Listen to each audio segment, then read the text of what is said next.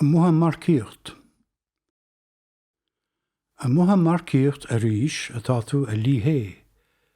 An bhaidin na sína rót mar bhean lí fé bhralaín sróil. Dá ná chumagat cahan tú wit mar bhrús go ré. Don ghiulle atá réig chun é ardú le chur mála ársa tapéise. Cur tú snas baul an dáin sin líthe lasa tá tú le fán leithir, lasa le fán óil, le fán filíochta.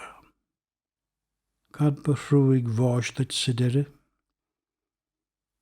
Níor bhéon tól ná na manáe, ach de gáanta buile héin ghearradar trí dunathar mar enna bhí alta nar casa ó riamharin le smútana sena bhitis.